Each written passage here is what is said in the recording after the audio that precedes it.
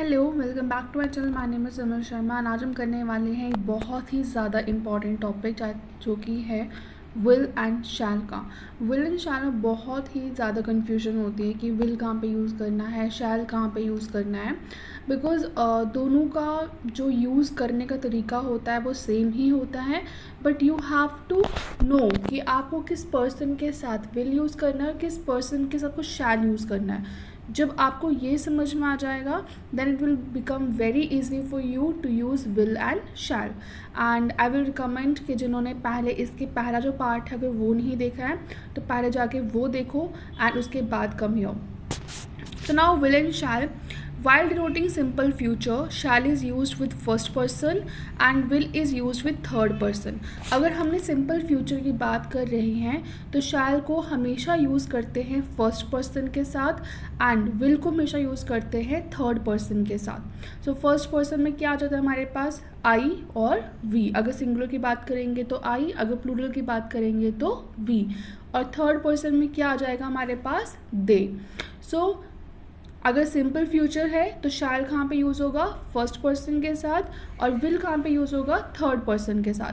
For example I shall go there tomorrow, simple बता रहा है फ्यूचर में कि मैं वहाँ पर जाऊँगा, तो यहाँ पे आई फर्स्ट पर्सन है, तुमने शैल यूज़ किया।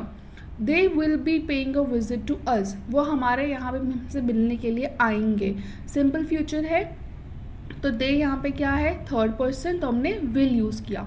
तो बस आपने आज से यही ध्यान रखना है कि जब भी सेंटेंस लिख रहे हो अगर फर्स्ट पर्सन है तो शैल यूज़ करोगे, थर्ड पर्सन है तो विल यूज़ करोगे।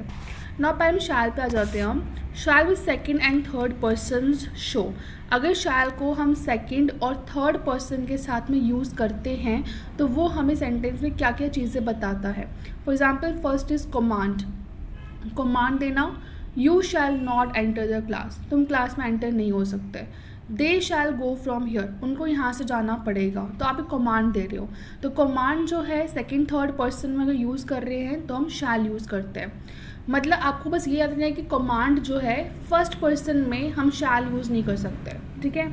थ्रेट, किसी को धमकाना, you shall be marked absent, तुम्हारी एब्सेंट मार्क हो जाएगी अगर तुम ऐसे बिहेव करते रहे। They shall not be allowed, उनको अलाउ नहीं करना है। Promise, if you are honest you shall be rewarded, अगर तुम ऑनेस्ट हो तो तुम्हें अवार्ड मिलेगा। She shall be given a prize if she performs well, अगर अच्छे से परफॉर्म करती है तो उसको प्राइज़ मिलेगा, तो प्रॉमिस करना। डिटर्मिनेशन, एक काम करने की ज़िद होना, यू शैल डू इट, तुम्हें करना है। She shall attend the meeting, उसको मीटिंग अटेंड करनी है, तो यहाँ पे इन सब चीज़ों को आप यूज़ करते हो शैल का। देन सर्टेनिटी, सर्टेनिटी का मतलब होता है जो होना ही होना है। There shall be a strike if these demands are not accepted, अगर इन डिमांड्स को नहीं माना गया तो स्ट्राइक होगी। सो ये सब चीज़ें हैं जो आप यूज़ करते हो शैल में, लेकिन यहाँ पर सेकंड एंड थर्ड पर्सन के साथ में। हमने यहाँ पे रीड किया था ना कि सिंपल फ्यूचर में शैल जो है वो फर्स्ट पर्सन के साथ आता है, तो सिंपल फ्यूचर में ही अगर आप सिंपल बात कर रहे हो तो शैल फर्स्ट पर्सन के साथ यूज़ होगा, अगर सिंपल बात नहीं हो रही है सेकंड और थर्ड पर्सन में तो शैल यूज़ होगा। Now will with first person show, shall को हमने कहाँ पे यूज़ किया सेकंड थर्ड पर्सन के साथ में, तो फर्स्ट पर्सन तो रह गया, तो फर्स्ट पर्सन में हम यूज़ करते हैं विल, क्योंकि विल का मतलब भी होता है विलिंगनेस। विलिंगनेस मतलब जो काम आपको करना है, तो जो काम आपको करना है वो आप ही कर सकते हो, किसी और से नहीं करवा सकते, इट्स योर विलिंगनेस, तो वहाँ पे हम यूज़ करते हैं विल।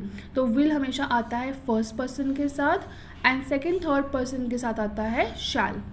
तो first threat, I will punish you if you are dishonest, so आप खुद थ्रेट कर रहे हो ना किसी को, तो आई से क्या लगाओगे विल, ना कि शैल। डिटर्मिनेशन, ये आपको करना है, आपको करना है तो विल यूज़ करोगे, I will attend the meeting, मैं मीटिंग अटेंड करूँगा। Promise, we will reward you, आप किसी को प्रॉमिस कर रहे हो तो we will reward you. Intention, we shall visit the Amar Mahal tomorrow, मतलब मन कर रहा है अमर महल जाने का तो हम वहाँ पे जाएंगे, तो वी शैल, वी क्या है प्लूरल फॉर्म फर्स्ट पर्सन का। Capacity, this trunk will hold all this, capacity मतलब कितना होल्ड कर सकता है, तो ये ट्रंक इतना होल्ड कर सकता है। So will is used with first person and shall is used with second and third person. ना इंटेरोगेटिव सेंटेंसेस में विल जो है वो फर्स्ट पर्सन के साथ में यूज़ नहीं होता, वो यूज़ होता है सेकंड पर्सन के साथ, वो लेकिन वो भी रिक्वेस्ट करने में। अगर आप किसी से रिक्वेस्टिंग टोन में अगर क्वेश्चन पूछते हो तो आप विल का यूज़ कर सकते हो, but it is only use with second person. Will you carry the box, क्या आप मेरे लिए बॉक्स उठा दोगे। विल यू सिट साइलेंट, क्या आप प्लीज़ आराम से बैठोगे। तो you in both the sentences is second person. तो विल को इंटेरोगेटिव सेंटेंसेस में यूज़ करते हैं लेकिन सिर्फ सेकेंड पर्सन के साथ।